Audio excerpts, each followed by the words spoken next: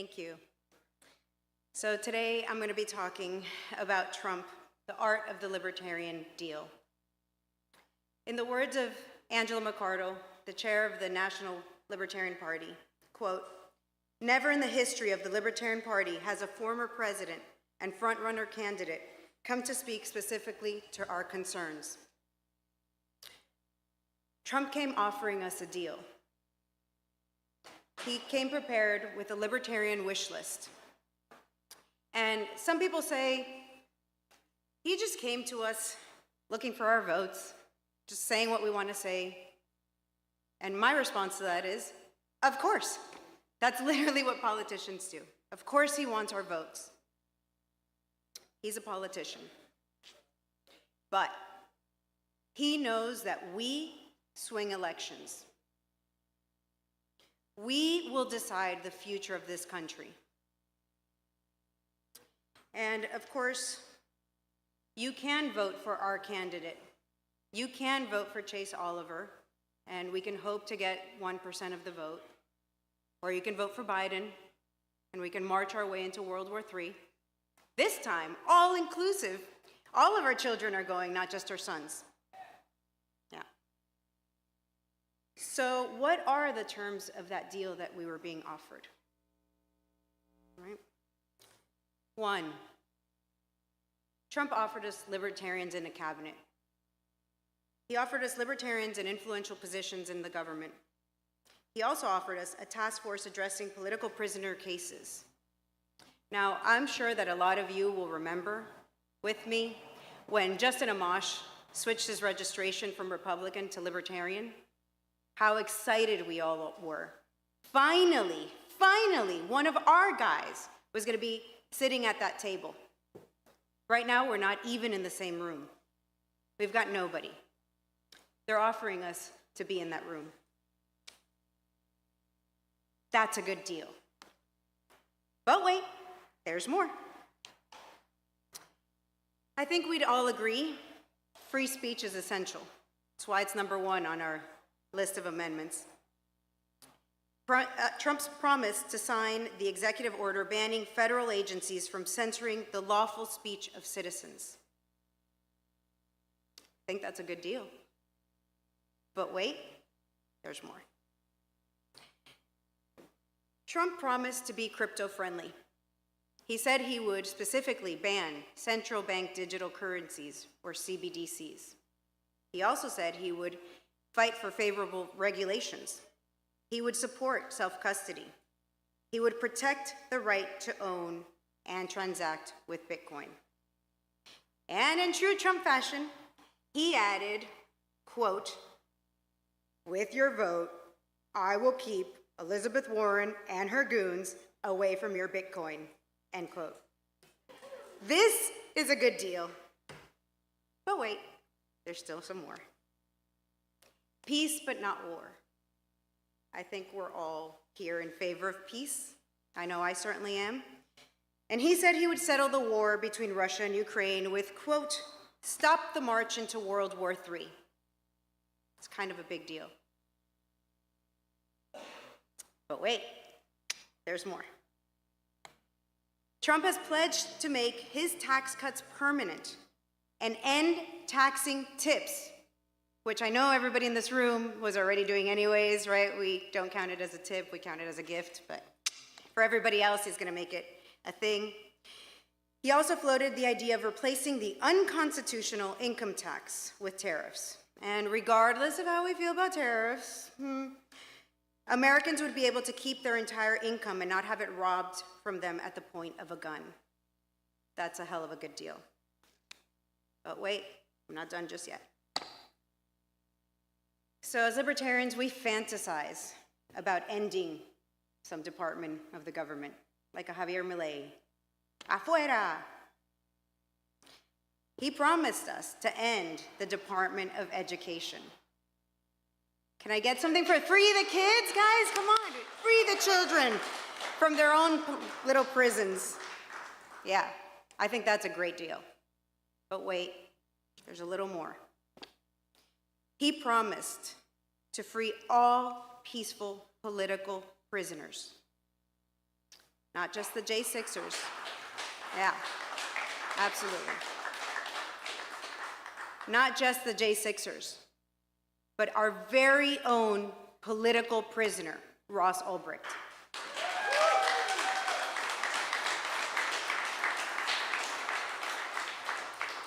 Some people have asked, why Ross? He's just another guy. So many people are deserving. Why Ross? He's not just one person. Ross isn't just another person. He's all of us. He's our political prisoner. You might not remember Ross when he was a part of the Ron Paul Revolution. You also might not remember him from when he was one of the first members of Students for Liberty. But you definitely know him as the visionary and creator of the free market website, The Silk Road, where you could buy and sell almost anything based on the voluntary interaction, on the non-aggression principle of voluntary interaction, where two people can exchange anything they want as long as it doesn't hurt a third party. And he did all of that using an obscure currency called Bitcoin, which he saw as a way to usher in a monetary system that was private and decentralized. I bet many of you haven't heard the words of the judge who sentenced Ross to die in a cage for this website.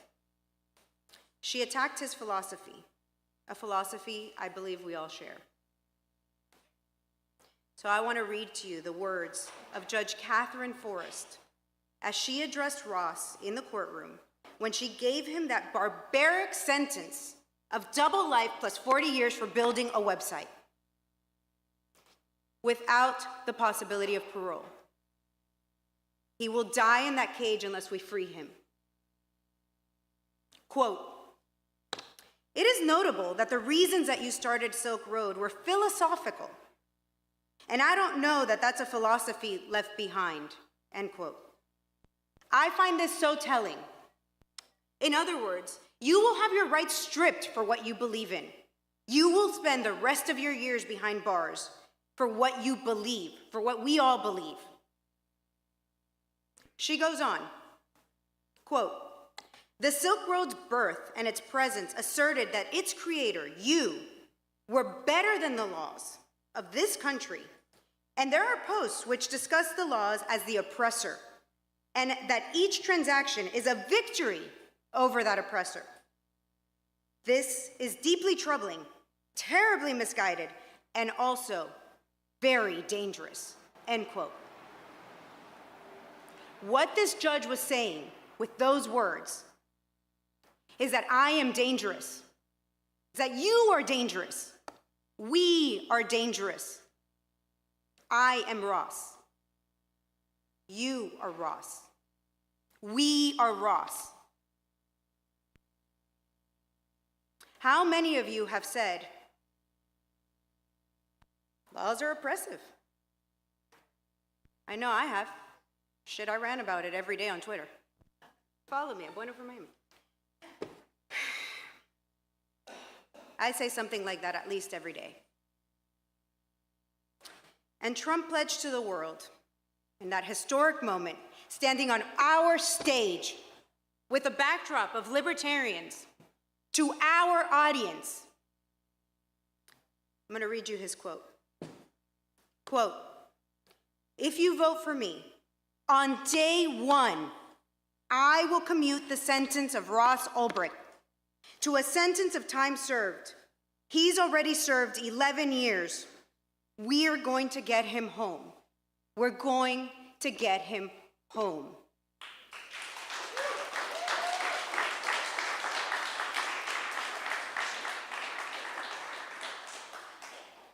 Trump offered us a deal, one that may never come again. And I propose that we accept the deal. Let's get a seat at the table. Let's move the needle in the right direction. Let's promote liberty, and let's free our Ross.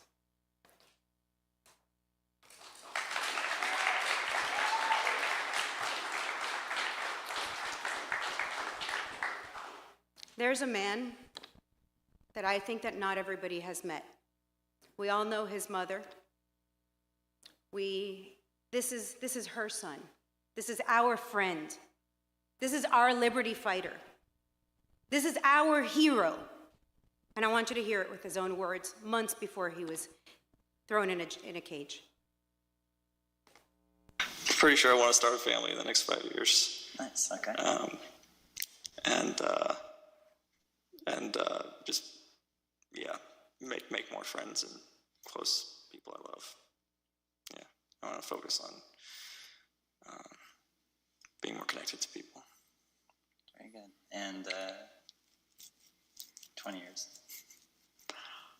20 years. I want to have had a substantial positive impact on the future of humanity by that time. I want to have a positive impact on humanity. If you ever bought, sold, transacted with Bitcoin, that's why. Thank you all so much for coming.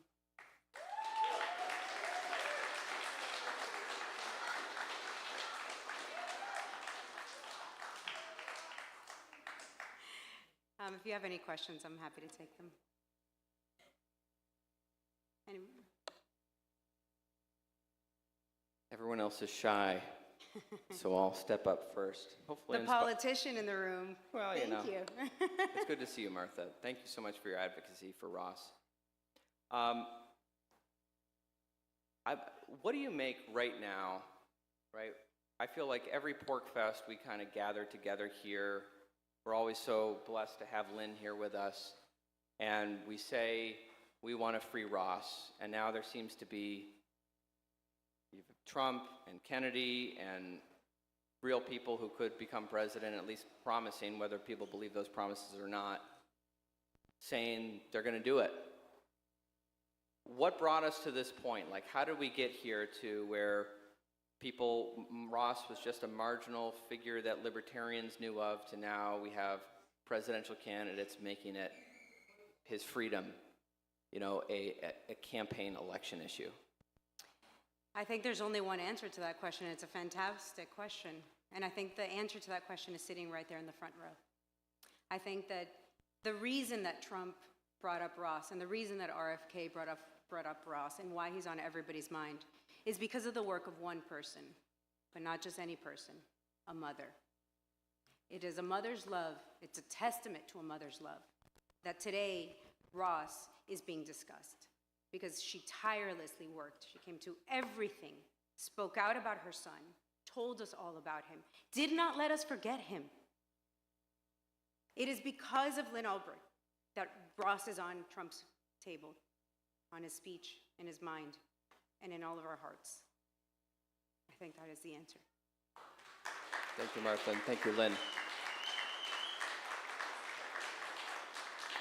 I love you, Lynn. Hi there. So I just have a quick question. Don't take this as like any sort of attack at all. It's just me trying to, I guess, get inside Trump's head. Sure. So I also watched, I just listened to the quote that you read, that Trump, his promise that he made to us. And I just rewatched the video myself to see if I could catch anything that I missed. But my concern is that Trump made this promise and then went on to ask for our vote at the convention, which we obviously did not give him. So why should I even anticipate that he is still holding out this promise versus it's already been broken? Versus, you know, what I'm saying is that Yes. we didn't hold up our end of this exchange in his mind. Yeah, I understand that question. I know I get it a lot. And he didn't exchange his vote at the convention for free Ross. He exchanged his vote for president for free Ross. And so he wants us to support him in becoming the next president of the United States so that he can free Ross. And that's what I intend to do. And so we didn't break any promise. I don't think it's precedented I don't think that he would have accepted our nomination. He's going to be the nominee of the Republican Party. It wouldn't have made sense for us to nominate him, and then, you know, he knew, and it is my understanding that he made these promises for our votes. In exchange for a vote. Do you have a follow-up to that, or? There's no guarantees in life. Yeah. He asked us for our vote. He wouldn't have accepted it. It just would have been the news article of, you know, he's a Republican, he's the nominee for the Republican Party, almost guaranteed. So, yeah. Mm-hmm. I just wanted to say that I think you missed what to me is the most valuable thing that Trump brings, which is that he has exposed and continues to expose the depth of, I don't even know how to put it, how entrenched and how horrible the situation is. I mean, exposing the lies, not just, I mean, I always knew a lot of this stuff was true, but he's making it obvious to everybody that the people who are running things are doing it with, in the I don't even know how to put it, but I agree. One thing that I learned, you know, I always used to look in the media, and I would see a story, and I would sort of incorporate it and think maybe it's true, maybe it's not.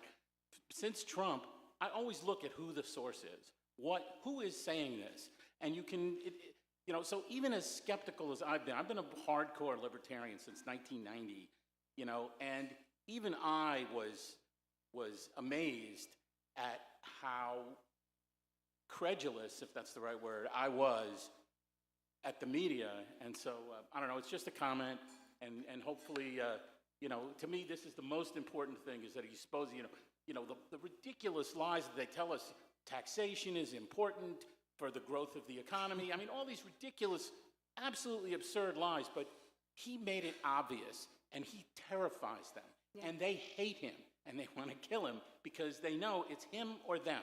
Right. And that fight is what I think he brings to the table that I think is so valuable about him. I agree. The most valuable thing. So. I feel like this is the emperor has no clothes moment. Yeah. And we've all are the little boy that has seen the emperor didn't have clothes for a long time. You since the 90s, me since the early 2000s. We've all seen that the emperor has no clothes.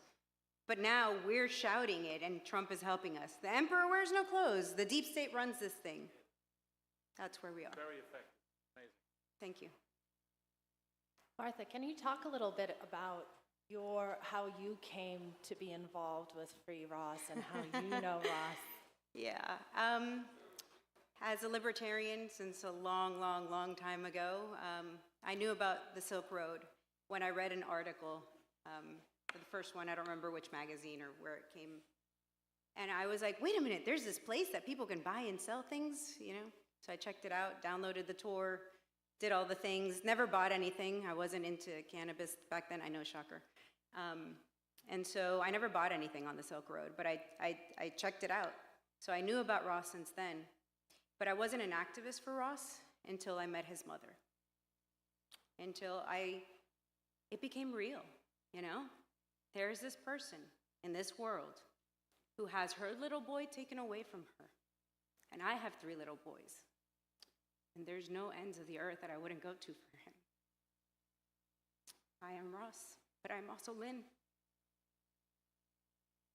Yeah.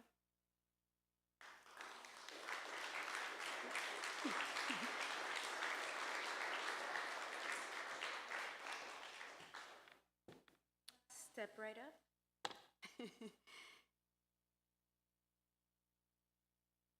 Thank you so much for sharing and recapping the whole thing, but so much for all those pieces about Ross, the different angles that you brought to it. I'm sure there's some people here that don't actually know the story, because in any group there's going to be somebody. And yeah, I share that same thing of, like, I had heard Ross's name and I met Lynn years ago, and it became such a different thing. And for anyone that doesn't see, there's a wood burn art piece up here that says Free Ross inlaid with some 24 karat gold It's made by Miriam Gomez. We're doing a little silent auction for it. There's a little clipboard and everything, and 100% of the funds are going right to freeross.org. So we're just wrapping that up in a couple hours. But It ends at 4:20 promptly, so before you celebrate 4:20, make sure to check out the auction.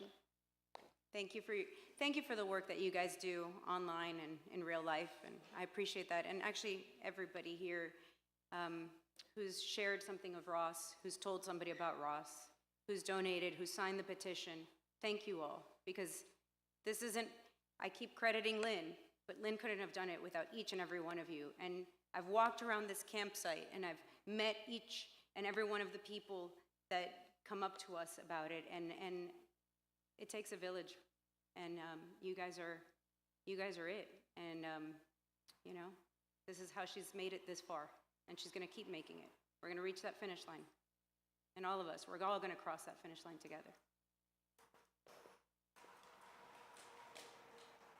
So has there been any follow-up? I mean, I remember seeing a couple news articles, and it's either, oh, Ross, this poor guy who designed a website, or Ross, this criminal mastermind who was facilitating all this crap.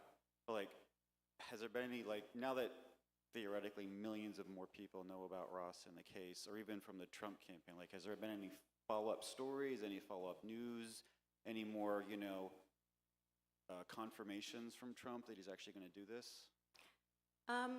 So one of the big news that happened after Trump said this is that RFK finally came out and said that he too would pardon Ross on day one. And I think that's a huge, huge, huge deal. Because, it's one thing for one candidate to say it, and I know our Libertarian candidates have always said free Ross and free Assange and free Snowden, but it says something that every presidential candidate on the ballot, except for Biden, has said that they would free Ross. And I think that is the biggest show of support in this country, that Ross needs to be free.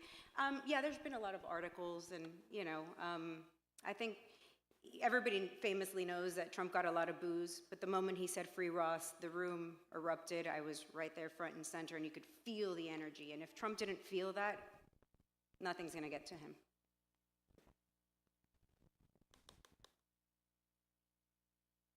Do I want that video? Do you guys want to watch the video of Trump saying it? There you go. Yeah, I guess so. So, anybody? While we wait for that video to load, enjoy this brief interaction. Real quick thing, Derek Bros, also known as 33 is his music name. He just released a song this morning called Free the Warriors that's mostly about Ross and then talks about Roger and the others a little bit too. I love that. Thank you. Is it on YouTube? Where can we find it? Will you send it to me so that I can share it? Thank you. Please. I was in the room when Trump said that, but some of the people who weren't, before he said that, he said something, and I'm paraphrasing. I've been indicted 4 times for how many different things. I may not have been a libertarian before, but I am a libertarian now. And I'm a lawyer for 40 years. I've been in politics for 50. He's going to pardon him. Take it to the bank. There's nothing like being attacked by the state to change your views, and I agree with that wholeheartedly. I think if you go down the line of people who have been attacked by the state, they're not very friendly to the state after that, so I agree. And I hope I think that's one of the best things that the Biden administration has done to Trump.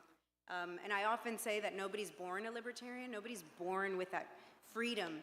You have to learn it, you have to experience it, you have to be hit either by income taxes, there's always something, right? Everybody in this room has something that woke you up to freedom. Let's hope this was Trump's. I had a question for you. I had heard that in Trump's term in office, he had already attempted some type of pardon of Ross. Had you heard this before, or is this factual? I don't know if it's factual. I'm not close to Trump, but okay. It's possible. I had heard like an interview with Angela McArdle, Michael Malice talking about this, and they had said that the U.S. Attorney General sat on that order from Trump until his term expired and just didn't execute their duties of actually doing it previously, but I Right. figured you might be able to shed any light on this if you're aware of it, or if it's Yeah. just hearsay. It's hearsay at this Okay. point. I don't know. You know, it's very possible that something happened there, but I wouldn't be able to say. And so that's a fantastic question. If I ever have the opportunity to talk to Trump, I'd love to ask him that. But, you know. And if that were to happen again, would you be able to force a, U.S. Attorney General to actually carry out a pardon, or could they I just mean, why refuse it wouldn't he? again? As a Why concept? wouldn't he? He's made Yeah. a public pledge, and nobody's gone after him. You don't Yeah. see anything anywhere, people saying, oh, Trump shouldn't do it. I'm not So- talking about Trump. I'm talking the U.S. Attorney General that he appoints. If I they think a just- presidential pardon supersedes everything else. Okay. So, yeah, it's a Thank you. constitutional type of thing, so. Okay. Yeah, I think we're good. I mean, hopefully. Again, nothing is certain in this world, right? So hopefully, and that's what we want. Do we have the video? Awesome.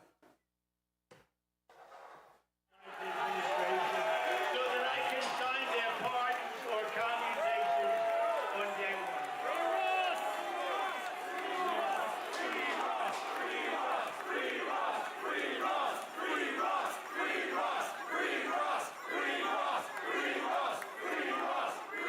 And I will ensure that libertarians are helping to lead that task force. You'll be on that task force, many of you. As everyone knows, it will be my great honor to pardon the peaceful January 6th protesters. As I often call them, the hostages. They're hostages. There has never been a group of people treated so harshly or unfairly in our country's history. This abuse will be rectified, and it will be rectified very quickly. And if you vote for me on day one, I will commute the sentence of Ross Ulbricht.